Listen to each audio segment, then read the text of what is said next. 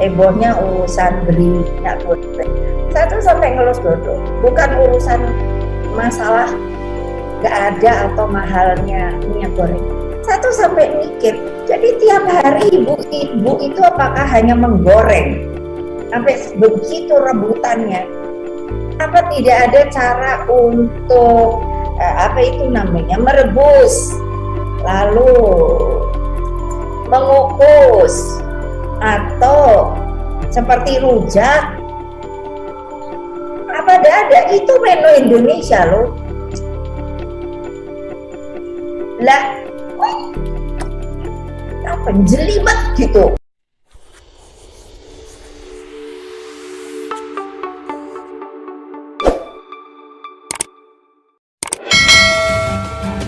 Kejaksaan Agung atau Kejagung menetapkan Direktur Jenderal Perdagangan Luar Negeri Kementerian Perdagangan berinisial IWW alias Indrasari Wisnuwardana sebagai tersangka kasus dugaan korupsi pemberian fasilitas ekspor crude palm oil atau CPO atau minyak goreng.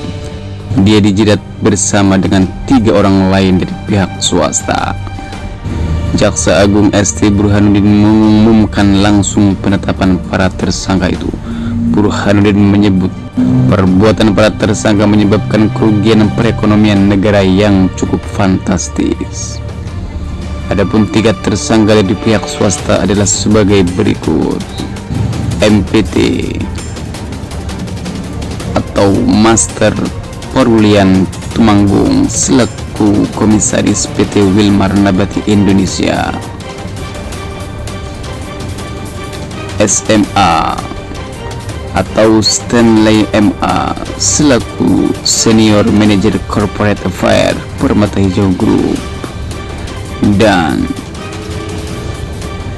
Picet Togare Sitanggang atau PT selaku General Manager di bagian General Affairs PT Musimas. Lantas, seperti apa peran IWW atau Dirjen Perdagangan Luar Negeri terhadap kasus ekspor minyak goreng tersebut? Usai ditetapkan sebagai tersangka, Jaksa Agung mengungkapkan bahwa peran Direktur Jenderal Perdagangan Luar Negeri atau Indrasari Wisnuwardana diduga melakukan tindak pidana korupsi dalam pemberian fasilitas ekspor crude palm oil atau CPO dan turunannya pada bulan Januari hingga Maret 2022.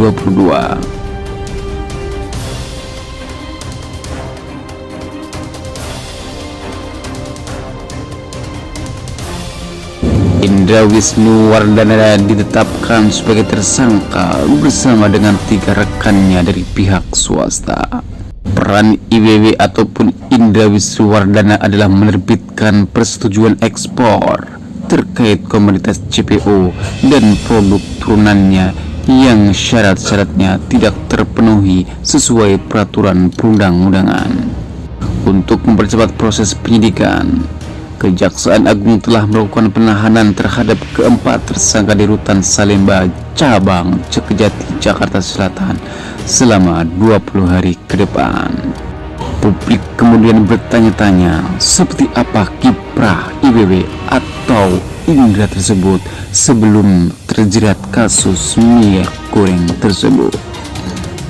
Indrasari diangkat menjadi Dirjen Perdagangan Luar Negeri pada 2019 menggantikan Oke Nurwan yang saat itu dilantik menjadi Sekretaris Jenderal Kemendag. Sebelumnya, Indrasari juga pernah menjabat sebagai Kepala Badan Pengawas Perdagangan Berjangka dan Komoditi atau Bapepti. Indrasari juga menjabat sebagai Komisaris PT Perkebunan Nusantara 3 atau PTPN 3. Ia diangkat oleh Menteri BUMN Erick Thohir sebagai Komisaris PTPN 3 pada 10 Desember 2021. Sebelum terlibat dalam kasus ini, Indrasari pernah mendapat panggilan dari Komisi Pemberantasan Korupsi atau KPK sebanyak 2 kali, yaitu pada September 2019.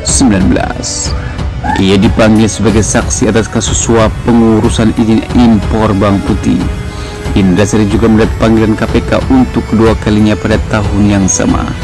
Ia dipanggil sekali lagi sebagai saksi kasus dugaan suap kuota impor ikan Perum Perindo.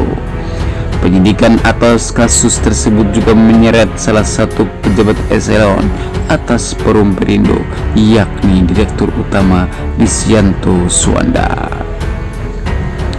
Dari kabar tersebut, Indrasari kerap tercatat sebagai orang yang sudah terbiasa dengan KPK.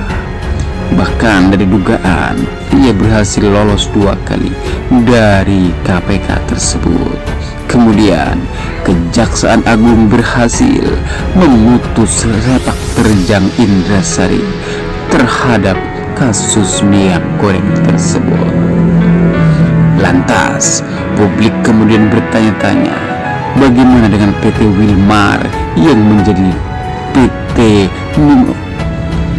Perkebunan Sawit yang terbesar tersebut? Kejaksaan Agung menetapkan 4 tersangka dugaan korupsi penyelewengan fasilitas ekspor minyak sawit mentah atau crude palm oil atau CPO.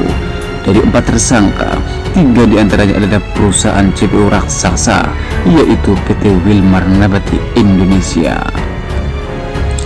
PT Wilmar Nabati Indonesia merupakan anak perusahaan Wilmar Group, perusahaan kelas kakap, perusahaan kelas dunia di sektor sawit. Produksi Wilmar Group pun tersebar di berbagai belahan dunia. Menurut data Roundtable on Sustainable Palm Oil atau RSPO, Wilmar Group memiliki total lahan 354.250,33 hektar per 2020. Dari total lahan tersebut, 70% atau seluas 246.542,39 hektar ditanam kelapa sawit. Sementara lahan dalam skema perkebunan rakyat seluas 43.471,54 hektar. Kemudian, lahan perkebunan dengan nilai konversi tingkat tinggi atau NKT seluas 25.571,71 hektar dan lahan konservasi lainnya seluas 17.771,88 hektar. Wilmar pun memiliki lahan yang dikendalikan atau dikelola untuk budidaya kelapa sawit yang tidak ditanami seluas 20.891,81 hektar. Lahan perkebunan Wilmar Group tersebar seluas di beberapa wilayah Indonesia, di antaranya Kalimantan Tengah, Kalimantan Barat, Jambi, Sumatera Utara, Riau, Sumatera Selatan, dan Sumatera Barat. Selain Indonesia, lahan perkebunan Wilmar juga berlokasi di Sabah dan Sarawak, Malaysia. Selain itu, ada di Ghana dan Nigeria. Wilmar juga merupakan produsen minyak nabati nomor 1 di dunia. Selain Indonesia, pasar utama Wilmar termasuk Cina, India, Vietnam, dan beberapa negara Afrika.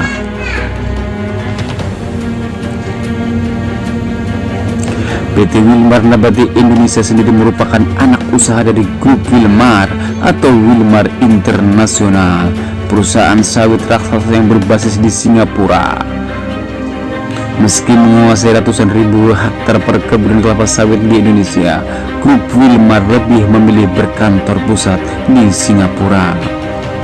Dalam waktu relatif cepat, perkebunan sawit semakin menggurita di Indonesia hingga ratusan ribu hektar dan berada di antara lahan negara di atas lahan negara melalui skema hak guna usaha.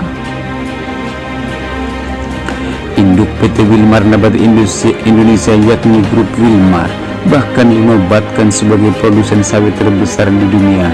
Selain di Indonesia, perkebunan kelapa sawit juga berada di Malaysia. Kemendag mencatat induk perusahaan dengan berbasis di Singapura ini menyumbang DMO minyak sawit seberat 99,26 juta liter. Dari data tersebut, sejatinya PT Wilmar adalah anak perusahaan dari PT dari luar negeri ataupun dari perusahaan asing. Jadi di sini asumsi masyarakat mengemuka bahwa rejim Jokowi saat ini lebih menguntungkan perusahaan dari luar negeri, terkhususnya terhadap kasus ekspor minyak goreng tersebut. Bahkan lahan yang digunakan adalah lahan negara atas dasar hak guna usaha atau HGU. Dengan kasus tersebut, beranikah pemerintah rejim Joko Widodo saat ini mencabut skema hak guna usaha tersebut dan mengembalikan kepada wajah pribumi tanpa embel-embel perusahaan asing? Dari sepak terjang PT Wilmar tersebut, kemudian publik berasumsi liar, apalagi PT Wilmar adalah merupakan sponsor dari klub sepak bola besutan putra Presiden Joko Widodo, yakni Kaisang. Nama klub Persis Solo. Diketahui bahwa Persis bekerja sama dengan Wilmar Group saat mengarungi Liga 2 tahun lalu. Kini Persis Solo sukses promosi ke Liga 1. Sebelumnya, Menteri Wamen ESDM Said Didu sudah menduga bahwa ada kedekatan antara PT Wilmar Indonesia dengan rejim Jokowi. Usai kasus korupsi minyak goreng terungkap, jejak Wilmar Group pun terkuak. PT Wilmar Nabati Indonesia adalah perusahaan Singapura. Wilmar Internasional pernah masuk sebagai perusahaan sawit terbesar dunia. Grup Wilmar memiliki ratusan ribu hektar kelapa sawit dan pabrik pengolahan di Indonesia. Namun, perusahaan mencatatkan diri di Bursa Efek Singapura atau Singapore Stock Exchange. Ironi, bukan di Indonesia.